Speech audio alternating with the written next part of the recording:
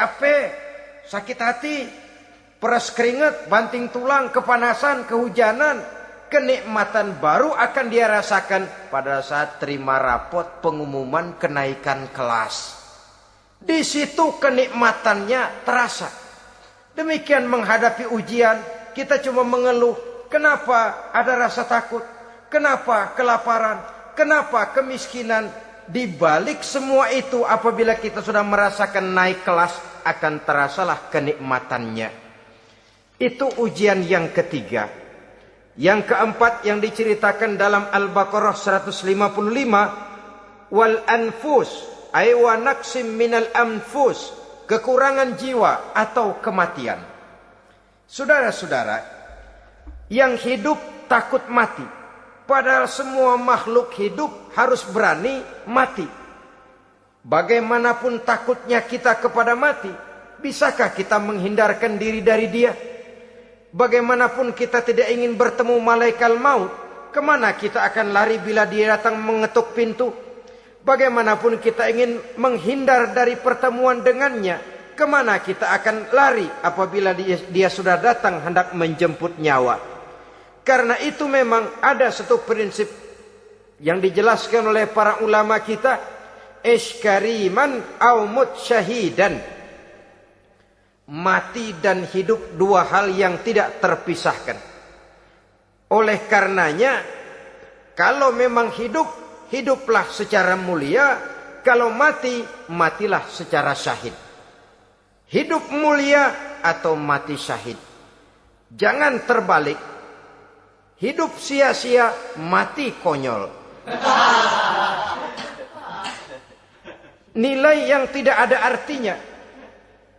Alangkah nikmatnya hidup yang berisi kemuliaan, dan alangkah indahnya mati dalam nilai syahid. Saya ingin menyegarkan ingatan saudara-saudara kepada sikap Nabi Allah Ismail alaihi salam ketika menghadapi keputusan dari Allah Subhanahu wa taala memerintahkan Nabi Ibrahim alaihi salam untuk menyembelih leher anaknya Ismail, yang ini berarti adalah kematian. Ketika datang perintah untuk menyembelih leher Nabi Ismail, Nabi Ibrahim berkata kepada putranya, "Ya bunayya inni ara fil manami anni azbahuka fanzur maza tara." Ananda Ismail, ayah mimpi diperintah oleh Allah untuk menyembelih lehermu. Menurut pendapatmu bagaimana mimpi ini, nak? Laksanakan atau tidak usah? Saya tidak sanggup membayangkan. Anak cuma satu-satunya. Sudah lama diharapkan. Si buah hati, belahan jantung, pelanjut cerita, penerus sejarah. Ketika anak ini sedang lucu-lucunya, turun perintah untuk menyembelihnya. Ya, kalau anak kita banyak, turun perintah potong leher anakmu, mungkin kita bisa pilih yang mana yang rada bandelan nih.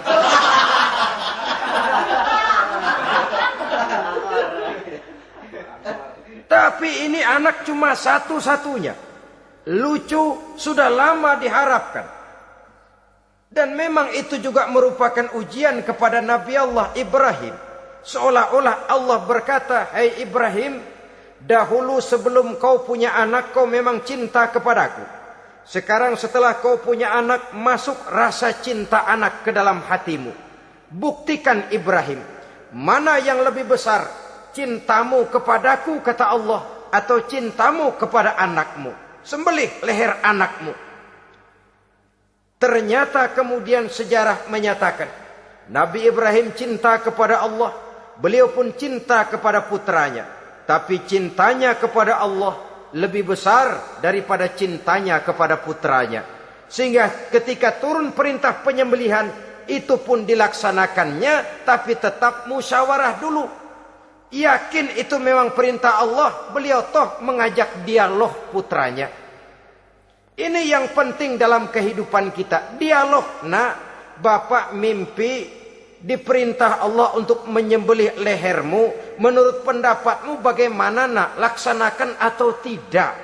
yakin itu perintah Allah, tapi asas musyawarahnya tidak beliau tinggalkan. Walaupun yakin orang tua berbuat untuk kebaikan anak, alangkah baiknya anak diajak bicara. Sehingga dengan hasil pembicaraan ini nanti kita akan mengerti gejala perkembangan dan kemauan dari jiwa si anak tadi.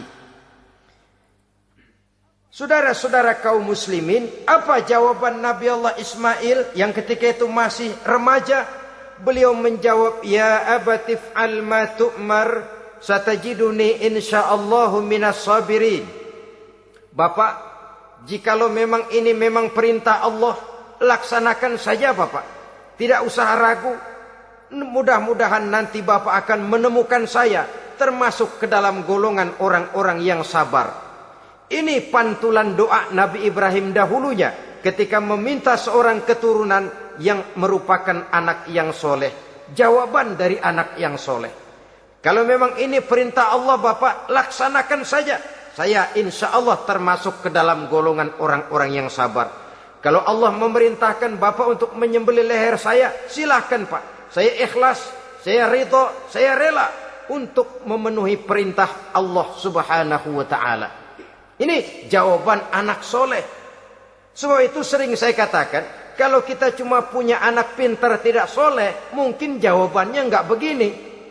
Nak, Bapak diperintah motong leher kamu, nak, bagaimana pendapatmu? Mungkin dia jawab, Bapak aja yang tuaan Pak.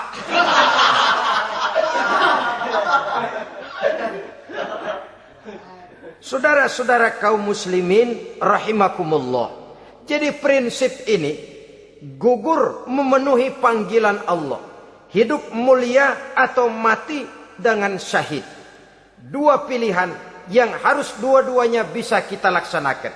Iskariman au mut syahidan. Kalau hidup, hiduplah dalam kemuliaan. Kalaupun mati, matilah sebagai syahid. Sebagai orang yang dikenang kebaikan dan kebajikannya. Sebagai orang yang dekat dan banyak berbuat untuk kepentingan agamanya. Jangan tidak tercapai kedua-duanya. Hidup tidak punya nilai, mati pun tidak punya arti. Sia-sia semuanya. Kita masih hidup, orang anggap enggak ada. Dalam istilah tauhid disebut wujuduhu ka'adamihi.